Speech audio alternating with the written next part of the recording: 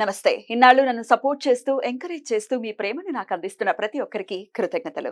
అలాగే ఈ వీడియో కూడా ఖచ్చితంగా మీకు ఉపయోగపడుతుంది. లైక్, షేర్ అండ్ సబ్స్క్రైబ్ చేసి మీ సపోర్ట్‌ని నాకు అందించండి. అలాగే ఈ వీడియో పట్ల మీకున్న అభిప్రాయాన్ని కామెంట్ సెక్షన్‌లో కామెంట్ చేసి తెలియజేయండి. ఇప్పుడు వీడియోని చూద్దాం. నమస్తే. Welcome to our channel. నేను పద్మిని. ప్రస్తుతం మనతో పాటు ప్రముఖ ఆధ్యాత్మికవేత్త, ఆస్ట్రోన్యూమరాలజిస్ట్, ఎనర్జీ వాస్తు స్పెషలిస్ట్, శ్రీ విద్య ఉపాసకురాలు శ్రీమతి జయప్రద గారు మనతో పాటు ఉన్నారు. మాట్లాడదాం. నమస్కారం అండి. నమస్తే అమ్మా. శ్రీమాత్రే నమః. బాగున్నారా? బాగున్నాం. 15 రోజులైంది మీరు వచ్చి, తెలుసా? గుర్తున్నామా మేము? గుర్తున్నా. నన్ను పద్మిని. అయ్యయ్యో. మీకు ఛానల్ ఉంది. Definitely. చాలా రోజులైంది మేము అవును. బాగున్నారు కదా? చాలా బాగున్నారు అన్న. రైట్.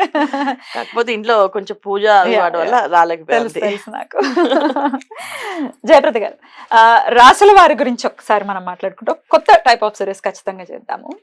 ఏ రాశి వాళ్ళు ఎవరిని వివాహం చేసుకోవచ్చు అనేది, ఎందుకంటే కొంతమందికి జాతకాలు ఉండొచ్చు, ఉండకపోవచ్చు. ఒక్కొక్కసారి జాతక పొంతన కలిసిందండి, బోళ్ళు మనతో చూపించుకున్నాము, అయినప్పటికీ గొడవలు వస్తున్నాయని చెప్పే వాళ్ళు కూడా లేకపోలేరు. సో అసలు రాశి వారిగా చూసే పద్ధతి ఏమైనా ఉందా? ఏ రాశి వాళ్ళు ఎవరిని చేసుకోవాలి, ఎట్లాంటి జాగ్రత్తలు తీసుకోవాలి, ఈ విషయాలు మొత్తం అసలు 12 రాశులకి సంబంధించి ఒకసారి మీరు ఏమైనా చెప్పగలరా? తప్పకుండా చెప్తాం. ఎందుకంటే చాలా అవసరం కదా ఇప్పుడు. ఇప్పుడు కాలానికి చాలా అవసరమైనది. మనం జాతకము అంటే, ఒకప్పుడు జాతకం అంటే పొంతన ప్లస్ నాడి, తర్వాత నక్షత్రం పద్ధతి, ఇవన్నీ చూసుకుని చేసుకోవడం. ఎందుకంటే ఆరోగ్య సమస్యలు రాకుండానికి, సౌభాగ్యం బాగుండడానికి, భార్యాభర్త ఇద్దరు కలయిక ఉన్న ఆనందంగా ఉండడానికి, తర్వాత వాళ్ళకి సకాలంలో సంతానం, యోగాలు, అన్ని భోగాలు అన్ని అనుభవించడానికి బాగుండాలని చూసేవాళ్ళు లెక్కలు. కానీ ఆ రోజుల్లో చూసే పద్ధతి వేరు, ఈ రోజుల పద్ధతి వేరు. ఆ రోజుల్లో ఏంటంటే మనస్తత్వం ఎలా ఉన్నా అవసరం లేదు, కుటుంబం మంచిది అని అంటే ఆ ఇంట్లో వివాహం చేయడానికి సిద్ధపడేవాళ్ళు.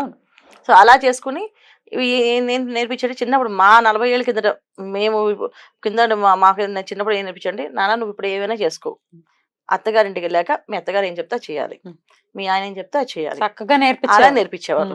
అదే చెప్పేవాళ్ళు. మనం ఎన్ని ఆటలాడినా, ఎన్ని బంతి పాట పాడినా, మేము ఏం చేసినా మీకు అన్ని జరుగుతాయమ్మా, అత్తగారింట్లో మాత్రం మీ అత్తగారు వాళ్ళు ఏం చెప్తే అది చేయాలి అని చెప్తూ ఉండేవాళ్ళు. ఆ మైండ్ లో ఆ ఒక సీడ్ వేయడం వల్ల మనకి ఎప్పుడు కొన్నా కరెక్టే, అత్తగారింటి దగ్గర మన మార్పు ఈ మార్పు అనేది అలవాటు అయిపోయింది. ఖచ్చితంగా మారేవాళ్ళు.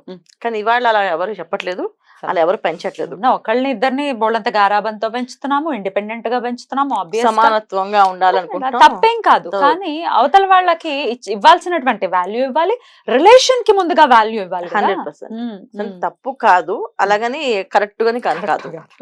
ఎందుకు అంటే అది ఒక విధంగా మనకి వాళ్ళ శాపాలుగా మారిపోయి, పిల్లలు పెద్దవాళ్ళే బాగా మెచ్యూర్ అని, కొంచెం వాళ్ళు మెచ్యూర్గా పెంచుదాం అనుకుంటే వాళ్ళు ఇంకొంచెం మెచ్యూర్డ్ అయిపోయి మన్నే దమాయించే తత్వానికి వచ్చేసింది. అందువల్ల కొన్ని మిస్టేక్స్ ఉన్నాయి. అందుకని ఇప్పుడు మనం ఈ రాశి తత్వాలు చూసుకోకపోతే ఏమవుతుందంటే, ఇవాళ రోజున పిల్లలు వివాహం అంటే ఒకసారి ముడిపడితే ఇంకా లైఫ్ లాంగ్ అంతే. అది మంచివాడైనా చెడ్డవాడైనా మన ప్రారంభ కర్మ ఎలా ఉంటే అలాగే వస్తుందని చెప్పి మన పెద్దవాళ్ళు చెప్పేస్తారు, అలాగే ఉండేవాళ్ళు.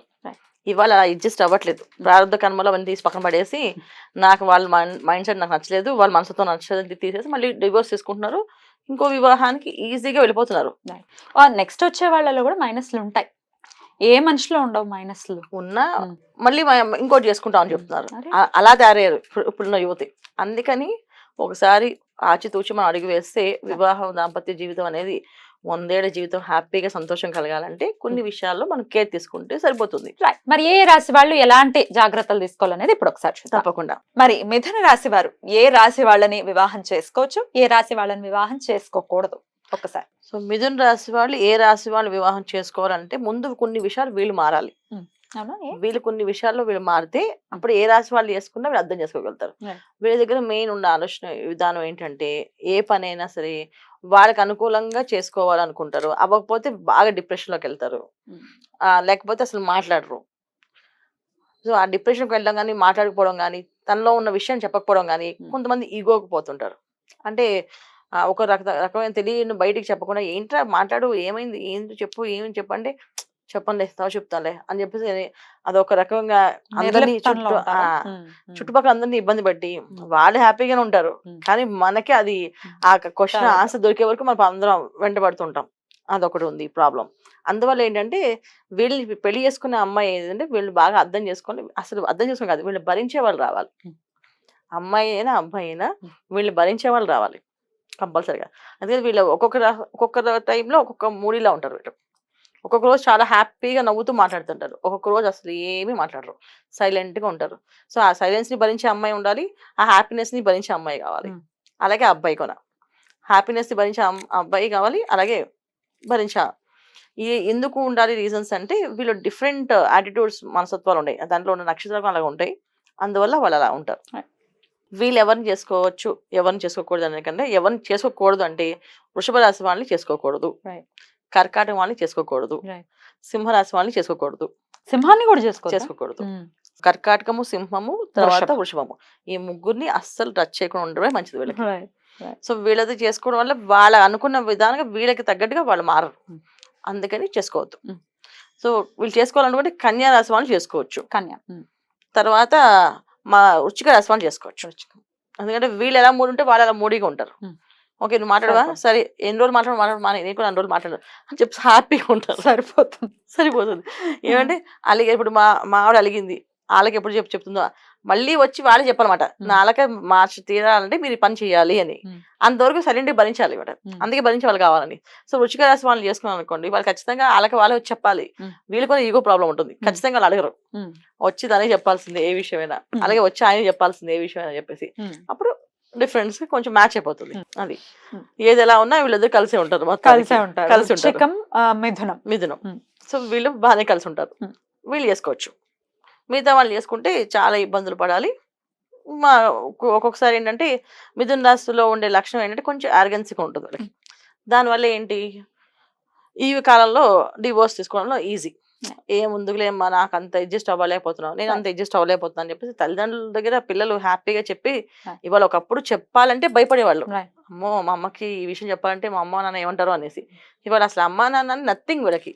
సో ఈ క్యాలిక్యులేటెడ్ మెంటాలిటీ ఏదైతే ఉంటుందో మిథున రాశి వారికి, అది కొంచెం భరించడం ఇబ్బంది అవుతుందా ఈ రాశుల వాళ్ళకి? ఒకవేళ ఆల్రెడీ పెళ్లి చేస్తే భరించలేరు. ఇప్పుడు అంతేనమ్మా మా ఆయన అంతే లెక్కలలో చేస్తారమ్మా మా ఆయన అంటుంటారు, ఏమిటి ఈ లెక్కలు మరి మీ ఆయనలో చెప్తుంటే అంతే అమ్మ మా ఆయనకి లెక్కలు వేస్తారని చెప్పి అమ్మాయి భరించే అమ్మాయి అయితే అదృష్టం, లేకపోతే డివోర్స్ తీసుకుంటున్నారు వాళ్ళ రోజున. ఒకప్పుడు అది బాధ తలకొట్టుకుని ఏడుస్తూ ఉండేవాళ్ళు, ఇవాళ ఏడ్చే వాళ్ళు ఎవరు లేరు, ఏడిపించే వాళ్ళు తప్ప మనకి అంతే, అవసరం లేదు, అడ్జస్ట్ అవ్వట్లేదు అని చెప్పేసి. ఎందుకంటే సమానత్వం ఎప్పుడైతే పెరిగిందో మనుషులు మారిపోయారు, అందువల్ల ఖచ్చితంగా మనం చూస్ చేయడం వల్ల ఏమవుతుందంటే అట్లీస్ట్ మన సెకండ్ మ్యారేజ్ పడకుండా ఉంటారు పిల్లలు, అంతే. అండ్ మిథున రాశి వారికి మిగతా రాశులు ఏవైతే ఉన్నాయో తుల గానీ లేకపోతే ధనస్సు, మకర, కుంభ, మీనం, ఇవి కూడా మేషం, ఇవేవి పనిచేయవు, పెద్దగా పనిచేయవు, బాగా పర్వాలేదండి, ఏవో కష్ట నష్టాలు ఉంటాయి, అడ్జస్ట్ అవ్వట్లే కదా. ఒకప్పుడు అడ్జస్ట్ అవ్వాలి, ఒకప్పుడు మనకి మీరు మొదట్లో చెప్పారు మిథున రాశి వాళ్ళలోనే తప్పుంది, వాళ్ళే అడ్జస్ట్ అవ్వాలి, వాళ్ళే మారాలి. వాళ్ళు మారితేనే వాళ్ళు కావాలంటే ఇంకా చేసుకోవాలంటే వృశ్చిక రాశి వాళ్ళు చేసుకోవాలి, వాళ్ళు మారట్లేదు వృశ్చిక రాశి వాళ్ళు ఇచ్చిపెట్టి చేస్తే ఆటోమేటిక్గా మార్చేస్తారు, సెట్ అవుతుంది. రైట్, ఆల్రెడీ అయిపోయిందండి మాది మిథునమే, మేము ఏ వృషభమో సింహమో లేకపోతే కర్కాటకమో ఆల్రెడీ పెళ్లి చేసేసుకున్నాం, ఏం చేయాలి, ఆల్టర్నేటివ్ ఏంటి అంటే ఏం చెప్తారు? అమ్మాయిలు అయితే ఖచ్చితంగా హస్బెండ్ తగ్గట్టుగా కొంచెం అడ్జస్ట్మెంట్ మెంటాలిటీ మార్చుకోవాలి, కొంచెం మైండ్ సెట్ మార్చాలి. కోపడి నన్ను కామెంట్స్ పెట్టి తిట్టకండి, తప్పదు. ఎందుకంటే నిజంగా వీళ్ళకి లైఫ్ పార్ట్నర్స్ మంచి వాళ్ళే వస్తారు. మిథునం అనేది ఏంటంటే రెండు, ఒక అమ్మాయి ఒక అబ్బాయి ఉన్న బొమ్మలు ఉన్నవి. సో మిథున రాశి అంటే ట్విన్స్, అంటే ఒక మనస్తత్వం ఎలాంటిదంటే మిథునంలో వైఫ్ అండ్ హస్బెండ్ ఇద్దరు అన్యోన్య దాంపత్య జీవితానికి మూలం అని చెప్తారు. సో చాలా బాగుంటుంది, ఖచ్చితంగా వీళ్ళు లైఫ్ పార్ట్నర్ మంచి వాళ్ళే వస్తారు. కానీ ఆ మంచి వాళ్ళు రాలేదంటే అది ఏదో 10% ఎక్కడో మరీ తాగుబోతులు, తిరుగుబోతులు, మళ్ళీ ఏడిపించే వాళ్ళు కాకుండా నార్మల్ గా అయితే అర్థం చేసుకునే మనస్తత్వం ఉండాలి, వాళ్ళకి అనుకూలంగా మారడానికి ప్రయత్నం చేయాలి వీళ్ళు.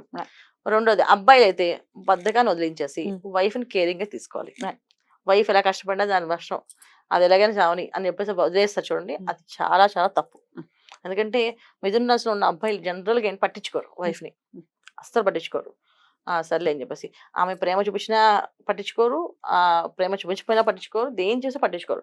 సో కొంచెం కేర్ తీసుకొని చూసుకోవాలి. ఇవాళ నుంచి లెక్క, ఇప్పుడు ఎపిసోడ్ ఎవరిని చూసారు, ఇక్కడ నుంచి నేను వైఫ్ కి నేను ఒక బెస్ట్ హస్బెండ్ అవ్వాలనుకుంటే చేయాలి. అలాగే హస్బెండ్ కి బెస్ట్ వైఫ్ అవ్వాలంటే చేయాలి. బ్యూటిఫుల్ అండి, చాలా బ్యూటిఫుల్ గా ఎక్స్ప్లెయిన్ చేస్తారు. డెఫినెట్ గా ఈ మార్పుల్ని తెచ్చుకుని దాంపత్య జీవితం అంటే అదేమి చిన్న చితకా విషయం కాదు, చాలా నీట్ గా జాగ్రత్తగా డీల్ చేసేటటువంటి విషయం కాబట్టి డెఫినెట్ గా చాలా ప్రశాంతవంతమైన జీవితం కావాలి అంటే మార్పుని తెచ్చుకోవాల్సిందే. తెచ్చుకోవాల్సిందే. చాలా ఒకవేళ అద్భుతంగా పిల్లలు అలా మిథున రాశిలో పిల్లలు ఎవరైనా పుడితే వాళ్ళని పెంచాలి. చిన్నప్పటి నుంచి చిన్నప్పటి brought up లో correct. ఒక విధంగా ఇలా కాదమ్మా ఇలా ఉండాలి మనం చెప్పి పెంచాలి. Beautiful. దానికోసం మనం ఎపిసోడ్స్ చేస్తుంది. అద్భుతం. ఇక నెక్స్ట్ ఎపిసోడ్ లో కర్కాటక రాశి గురించి మాట్లాడుకుందాం. థ్యాంక్ యూ సో మచ్ అండి. నమస్తే. నమస్తే అమ్మా. శ్రీమాత్రే నమః.